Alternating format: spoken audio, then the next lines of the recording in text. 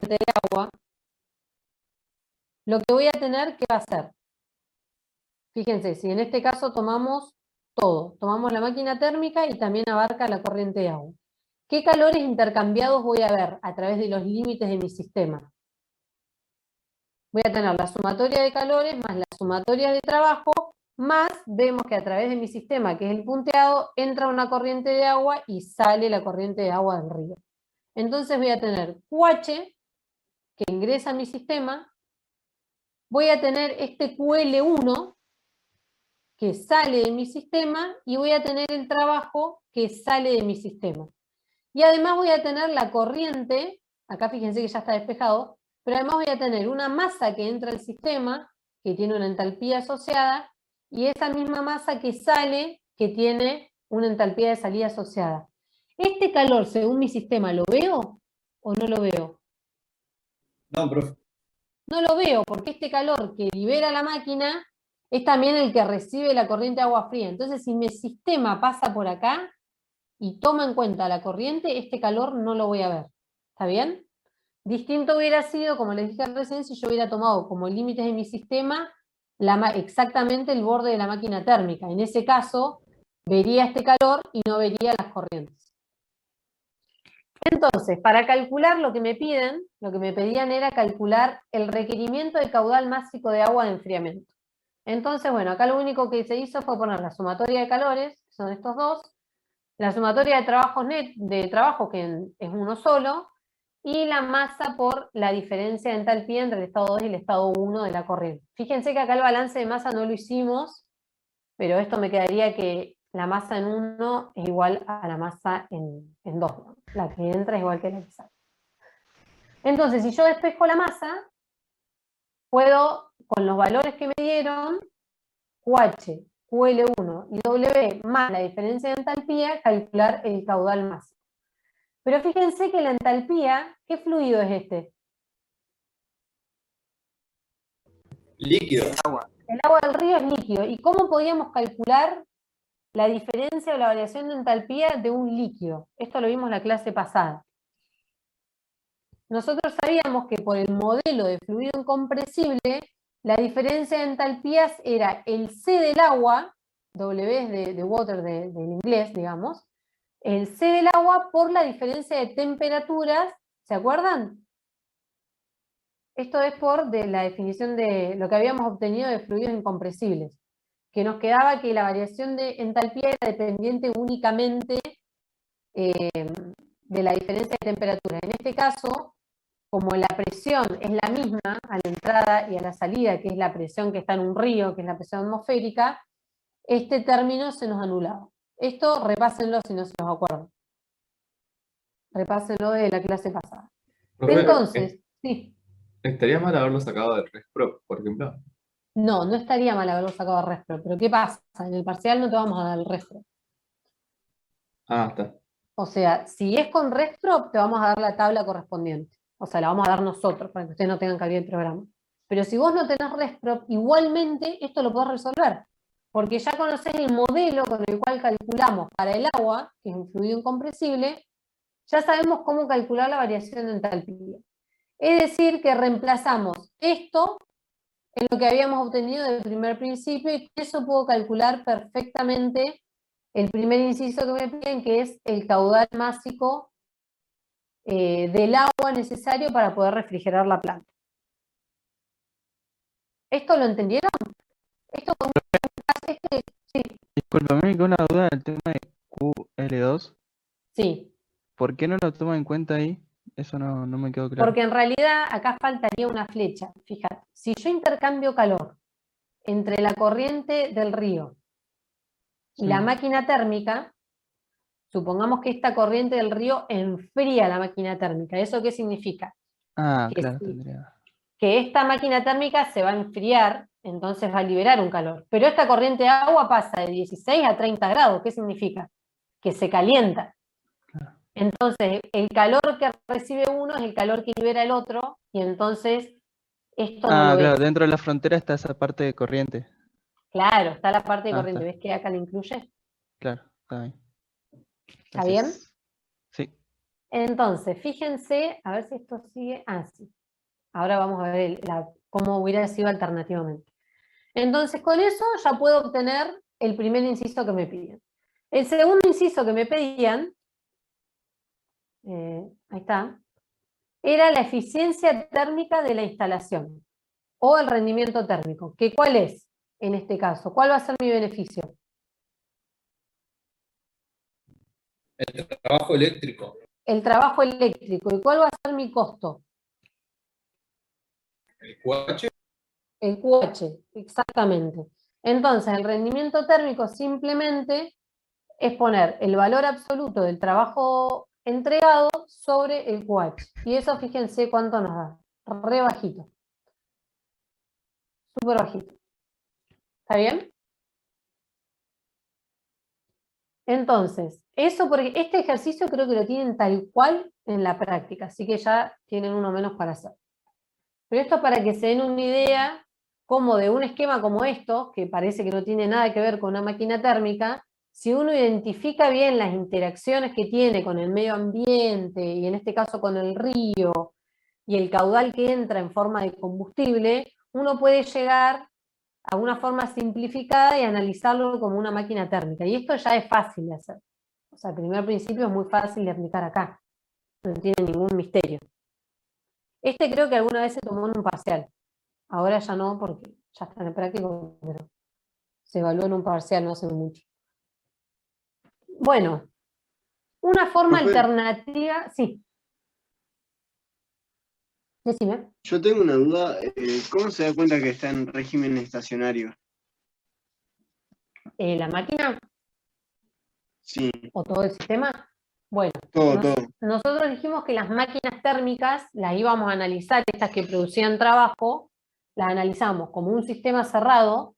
Este borde, digamos, donde está la máquina térmica, es un sistema cerrado que funciona en régimen estacionario. Eso es así porque ya está, o sea, ya prendimos la máquina, está funcionando hace varios días y está en un régimen estacionario. ¿Está bien? Y esto, si vos te fijás, o sea, eso porque vamos a volver un poquito para atrás. ¿Qué significa que esto está en régimen estacionario? Que cada vez que yo voy a medir, por ejemplo, en el punto 1, las propiedades en el punto 1 van a ser las mismas. Si yo voy hoy a medir el punto 1 en la máquina térmica, voy a medir un valor de presión, un valor de temperatura, un valor de entalpía, un valor de energía interna, entropía, lo que quieras, densidad, todo. Voy mañana a medir a este mismo punto y me va a dar exactamente lo mismo. ¿Qué significa? Que las propiedades en este punto no varían en el tiempo. Eso no significa que las propiedades no varíen espacialmente. Obviamente que las propiedades en 2 van a ser distintas que las de 1. Pero si yo mido en 2 hoy, mañana, la semana que viene, el mes que viene, me va a dar siempre el mismo valor. Es decir, que las propiedades de cada uno de estos puntos no varían en el tiempo y por eso esto es un sistema en régimen estacionario. ¿Esto lo entendiste? Sí, profe, a mí me quedó mucho más claro. Entonces, si yo voy acá, esto ya sé que funciona en régimen estacionario, y esto es exactamente lo mismo.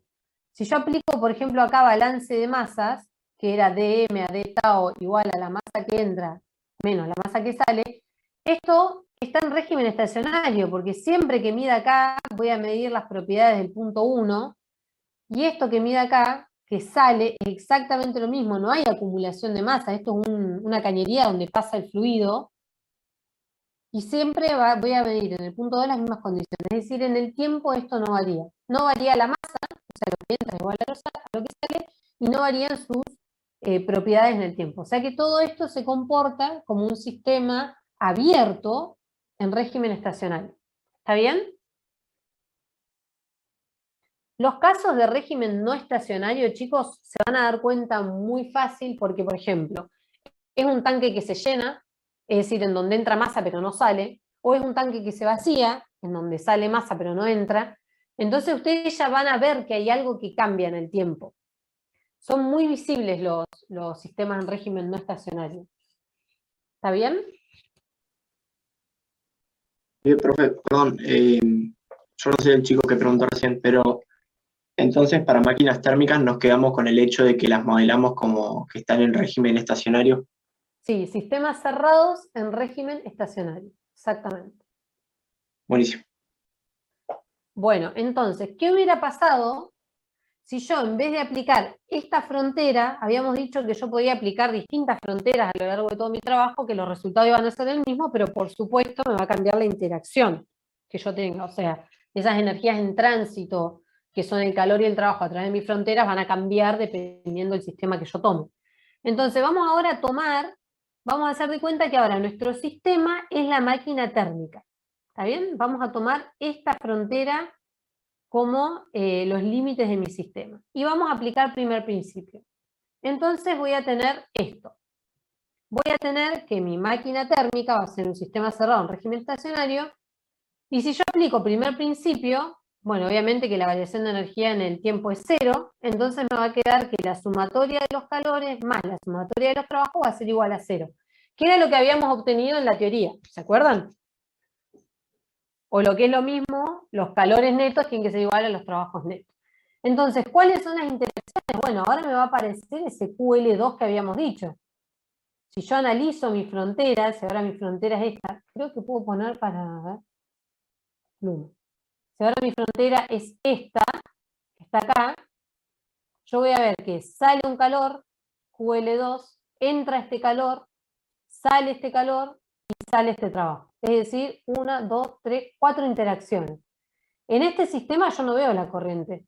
Si yo tomo como mi frontera esto, yo no veo ninguna corriente que entra y sale. Es un sistema cerrado. Entonces eso es lo que está acá. ¿Ven? Son los 3 calores más el trabajo neto. Entonces yo sé que el calor del combustible entra, lo puedo escribir así también con barra de módulos, me queda positivo.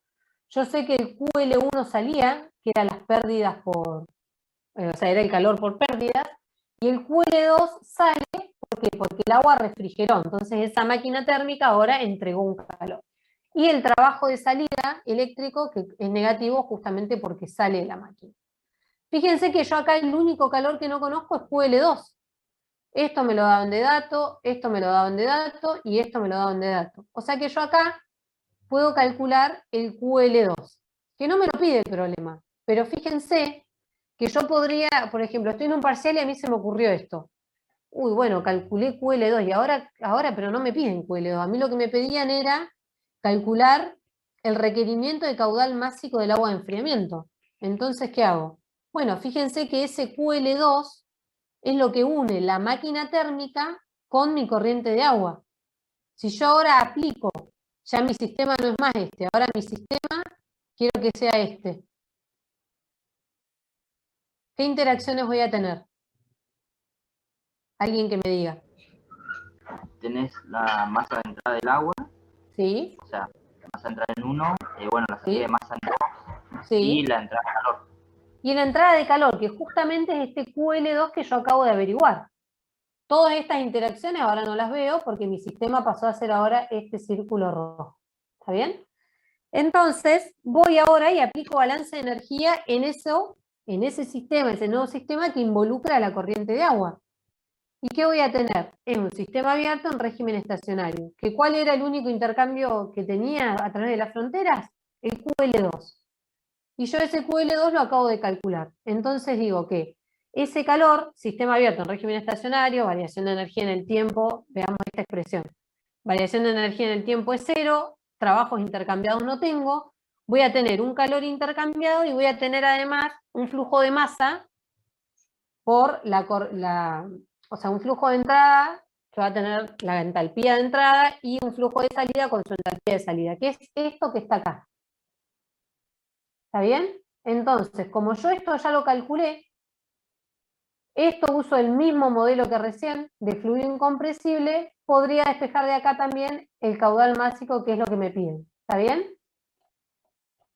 Es otra forma de resolverlo. Por supuesto que acá fíjense que tengo que plantear balance en 2 sistemas distintos.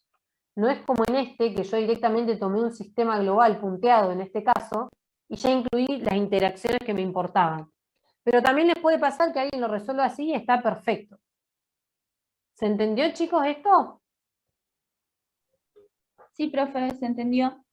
Bueno, no tienen dudas entonces de más o menos cómo ¿Cómo trabajar con las máquinas térmicas? Esto van a tener que hacerlo mucho, esto de los calores, esto de representar este esquema, esto es fundamental. Van a tener que hacerlo mucho, lo del calor que entra, calor que sale, sacar los rendimientos, no se olviden de las barras de módulo. Esto lo van a tener que hacer mucho en el práctico correspondiente a la primera parte. No sé si tienen alguna otra duda.